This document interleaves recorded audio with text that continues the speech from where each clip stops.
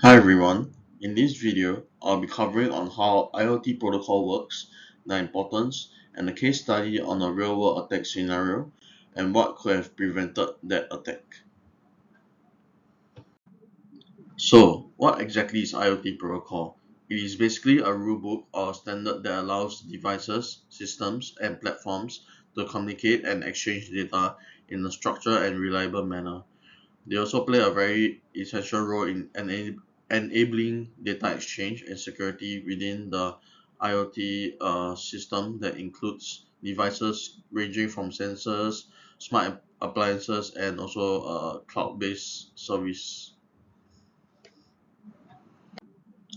So, why are IoT protocols important? Imagine devices speaking different languages. So protocol is the thing that allows them to speak in a universal language like ours, something like English. Without it, the IoT system will probably collapse.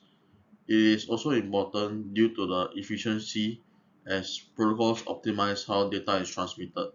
It also, due to that, it ensures minimal energy consumption and latency, and also due to security, they include secure data exchange against breaches and unauthorized access.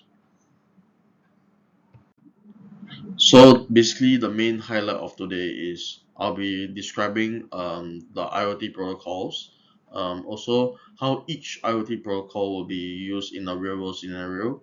Also, I'll be analyzing an attack from any of the protocol mentioned above, and also modeling of an attack.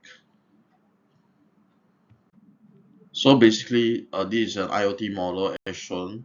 I'll be using this IoT model to help with my research on the following content I have mentioned earlier.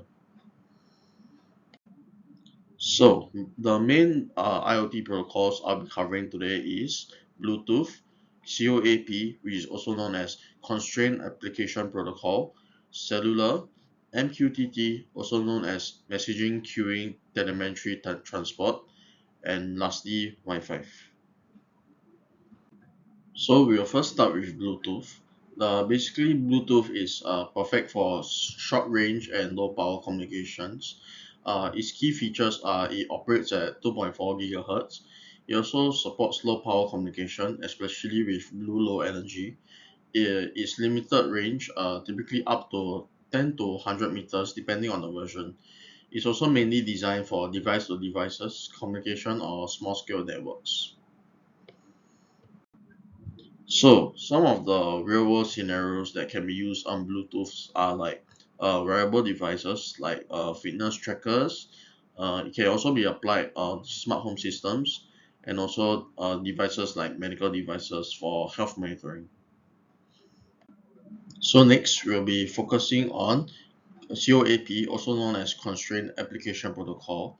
It's basically lightweight and optimized for constrained devices in lossy network. Its key features are it runs over user data protocol, also known as UDP, making it lightweight and efficient as mentioned. It's also optimized for machine to machine communication. So some of the scenarios can be used from COAP are like smart energy sensors, for example, smart meters, also environmental monitoring sensors like humidity sensors that is mainly used for climate control spaces. Also things like temperature sensors, which provides data that can help understand heat waves and drought conditions, and also things like soil moisture sensor, which measure moisture levels in the soil, which is important for environmental management and agricultural practices. So next we'll be covering on cellular. Cellular is basically what I feel that is very relatable to every one of us, as every one of us I believe owns a mobile device. With mobile device comes data which we usually use outside. Think about 4G, 5G. It's all about long range capability. So its key features are, as mentioned, It covers a very wide area network. It's also very high reliability and scalability for large deployments. So some real world scenarios for cellulars are like assets tracking, example fleet management, things like smart city applications, example like street lights, and also things like wearables with wide area connectivity. Yeah. Now we'll be talking about MQTT, also known as Messaging Queuing Telemetry Transport. So MQTT is basically a lightweight messaging protocol for low bandwidth networks. Its key features are it's very lightweight, making it suitable for devices with limited resources. It also has a very reliable message delivery with different quality of service, also known as QoS. It also works over TCP/IP for secure and persistent connections. So some examples that can be used in the real world for MQTT are like remote monitoring, examples pipeline or in agricultural fields. Also things like smart home systems like controlling your lights, motion sensors and stuff. It also can be used on an industrial IoT application for real-time data sharing. So lastly, we will be covering on Wi-Fi. So Wi-Fi is basically a very high speed, medium range, but power intensive protocol. It's also typically within a limited range. Its key features are it usually operates on 2.4 GHz and 5 GHz frequencies. It also provides high throughput for data intensive applications. Other than that, it also requires small power compared to Bluetooth and other low power protocols. So some real world scenarios for Wi-Fi can be like home automation, example, smart appliances, things like video streaming devices, cause video streaming can take up a lot of power. So Wi-Fi will be a very recommended protocol. Also things like places at like office and industrial environment where high speed connection is needed. Now, let's analyze a real-world security breach, the knob attack. But before I proceed, the protocol that I'll be talking about will be the Bluetooth protocol. So the attack I'll be talking about will be the Bluetooth knob attack. Discovered in 2019, the attack exploited a vulnerability in Bluetooth encryption key negotiation.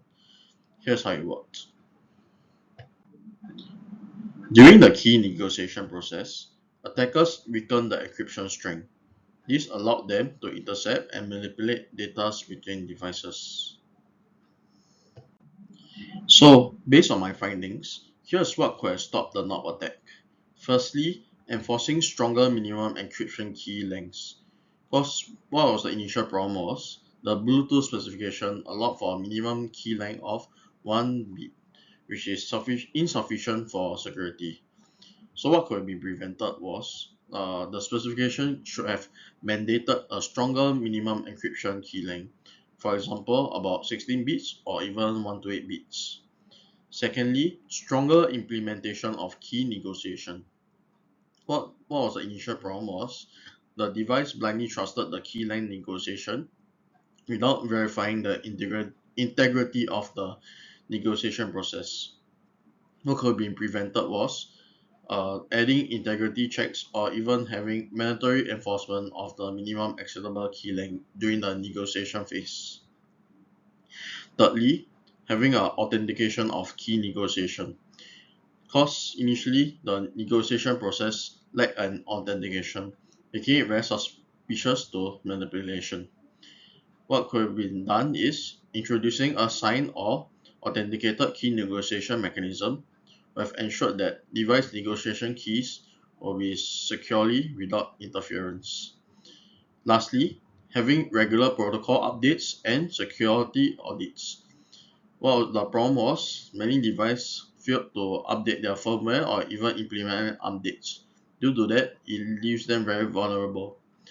So what could be done is having frequent update to the Bluetooth standards, combined or adoption of update by device manufacturers will have mitigate such risks. Overall, Implementing these measures could have drastically reduced the attack's impact. So lastly, I'll be doing a modeling of an attack. So the scenario I've came up with is a company which operates a web application that allows user to create an account, profiles, and also perform financial transaction. We will focus on modeling the threat application using the DREAD framework. Beside Bluetooth attack, IoT systems face numerous threats. Let's take a look at some. Here are four key threats that I'll be talking about today. Firstly, will be the SQL injection, cross-site scripting, denial of service, and credential stuffing. So for credential stuffing, is an automated use of stolen credentials to gain unauthorized access. Basically, what it means is things like login details and multi-factor authentication. So what are the mitigations can be done is implement multi-factor authentication, use chapter to block bots, monitor login amenities, example multiple failed logins, encourage users to also adopt strong and unique passwords. So for SQL injection, is basically malicious SQL queries to manipulate the database, extract sensitive information, or even delete important records.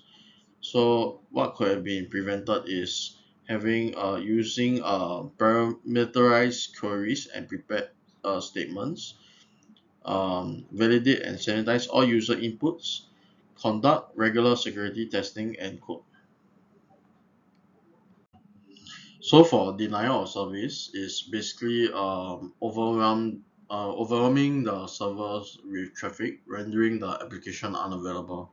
So the mitigations that can be done is by deploying web application firewalls and rate limiting, or also using content delivery network to distribute traffic. Another thing that can be done is implement traffic anomaly detection systems. So for cross-site scripting, is basically injecting malicious scripts into web pages viewed by users. From there, it starts to steal session cookies or enabling unauthorized actions. That can be prevented is to sanitize user inputs, encode outputs before displaying user data pages. Or also, what can be done is use a security policy. So using the DREAD acronym, this is the analysis table I've came up with. Um, as you can see, credential stuffing and SQL injection is on the high prevention, and while denial of service and XSS, also known as cross scripting, is at the medium priority. I also came up with this data flow diagram. So basically, this diagram highlights the interaction between the critical components. As you can see, the user interacts with the web application, which then communicates with the API gateway. Then the API gateway connects to the database, which is then a potential target for SQL injection or denial of service attacks. Lastly, I also came up with an attack tree for the SQL injection. The attack tree outlines the possible paths the attacker might take. It may exploit unvalidated inputs by finding vulnerable parameters and crafting malicious SQL queries. It can also use SQL injection to bypass authentication or extract sensitive data. So basically, to sum up, IoT protocols are the backbone of our connected world, but they also present unique security challenges. By understanding and by preventing threats like the not attack, we can make IoT safer for everyone. With this, I've come to the end of my IoT security case study presentation. I hope you like it and thank you very much.